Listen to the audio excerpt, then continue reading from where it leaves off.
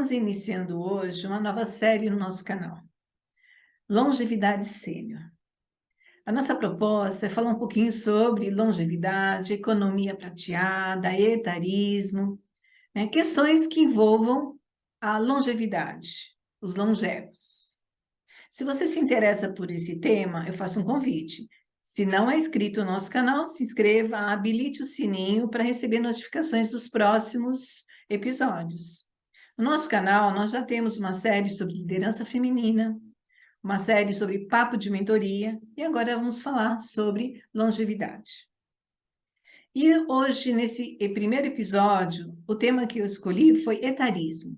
Como evitar o etarismo?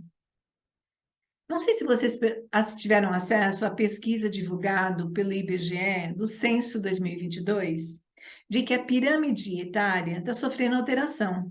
Ela está mais estreita na base e mais aberta na parte de cima, mais larga. O que significa isso? Que o número de pessoas idosas está aumentando. O Brasil, nessa pesquisa, demonstrou que nós estamos com 30 milhões de idosos. Significa 40% a mais do que a pesquisa de 10 anos atrás, na de 2012. A população cresceu, em termos, segundo os números, em 8%. A população de idosos cresceu 40%. Nós vamos viver mais tempo. E aí vem essa questão de etarismo, né? Então, o que é etarismo? Etarismo é o preconceito por idade. Pode ser para pessoas mais jovens, como para pessoas mais maduras. A gente encontra também a palavra idadismo, ageísmo, que também tem o mesmo significado, que é o preconceito. E como combater? Como evitar, o preconceito? É importante a gente reconhecer e desafiar os estereótipos negativos em relação às pessoas mais idosas ou com as pessoas mais jovens. A partir do momento que a gente começa a discutir, a desafiar esses estereótipos, a gente já começa a trabalhar o tema. E quais as formas de etarismo? Como é que a gente percebe o etarismo? A gente percebe por meio dos comentários, desses insultos em relação à pessoa em função da idade. Ou começar a julgar as pessoas se são competentes ou não pela idade. A gente costuma muitas vezes ouvir, você não tem idade para isso. O jovem, você acabou de se formar, você acabou de sair da faculdade e tem capacidade para ser uma liderança? Tem capacidade para estar assumindo isso? Então, isso é preconceito. Em relação à pessoa mais idosa, você já está muito velha para isso, os conceitos são antigos, isso é preconceito. Outra forma de etarismo é as empresas que estão reduzindo o número de promoções para pessoas acima de 40. A gente falava que havia preconceito para pessoas de 60 anos, reduziu para 50. Hoje, as pessoas de 40 anos já estão sofrendo preconceitos em algumas organizações, em alguns trabalhos. Outra forma de etarismo, de preconceito, é a questão do autoetarismo. A própria pessoa se sente que não tem mais capacidade para desenvolver qualquer atividade. Ela já começa a se sentir, se restringir, na sua ação. Eu sofri isso.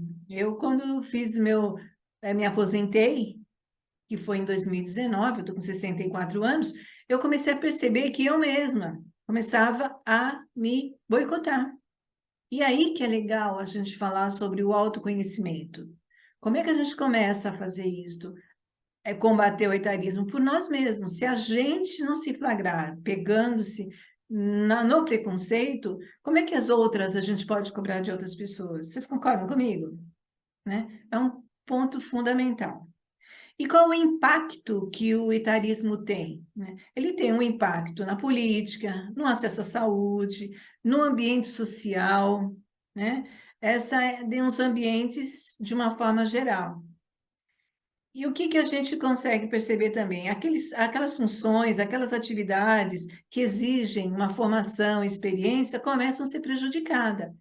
Por quê? Se tem o preconceito, Essas pessoas experientes, né, que têm essa formação já que investiu muito, elas acabam deixando de trazer para dentro da empresa ou deixando de trazer para uma determinada situação.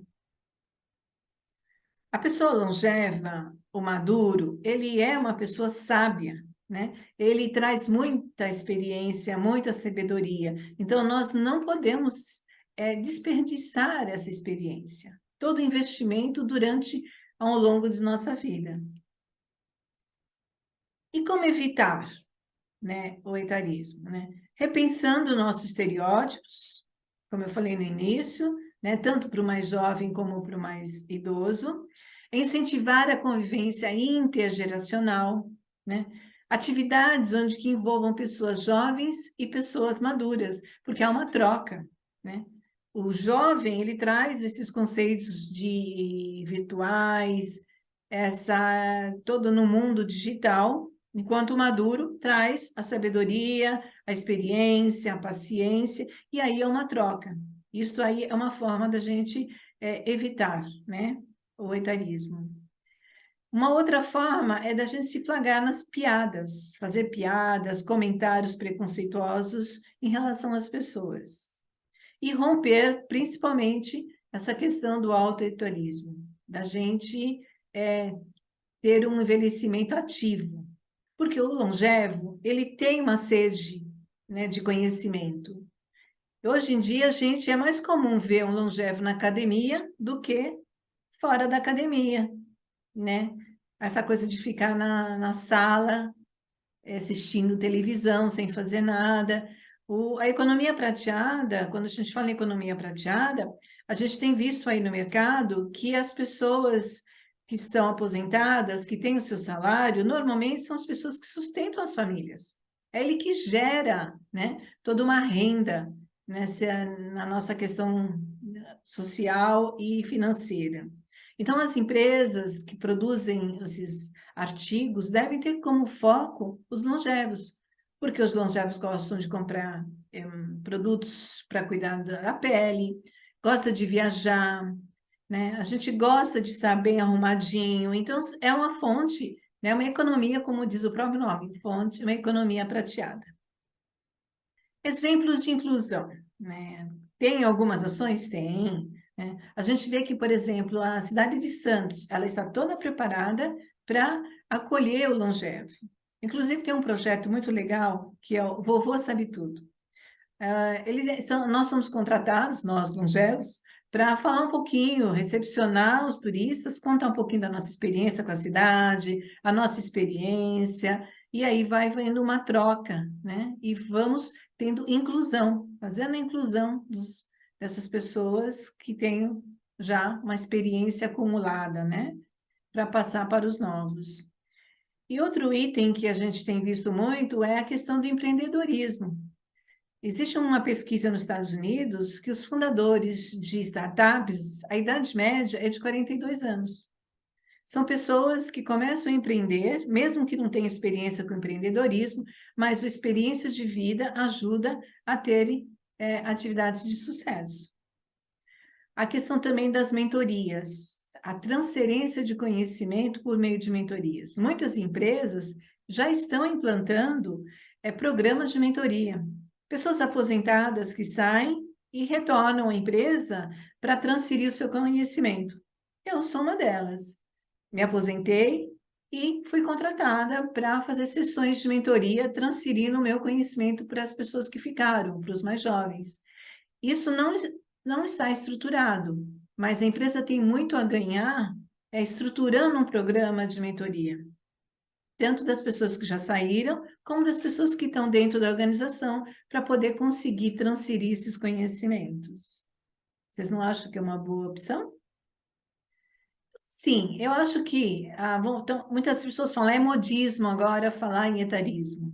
Todo mundo fala em etarismo, coisa que a gente não ouvia, ou idadismo, ou ageísmo, né? Mas a questão é que agora nós estamos falando mais. E quando a gente começa a falar sobre o tema, o que acontece? A gente tem um novo olhar, novas perspectivas, né? Nós podemos ter novas ações. Então, assim, Agradeço a vocês que estão assistindo e agradeço as pessoas que estão junto conosco em uma campanha contra, né, fazendo uma campanha contra o etarismo. Então, eu agradeço e muito obrigado e até uma próxima.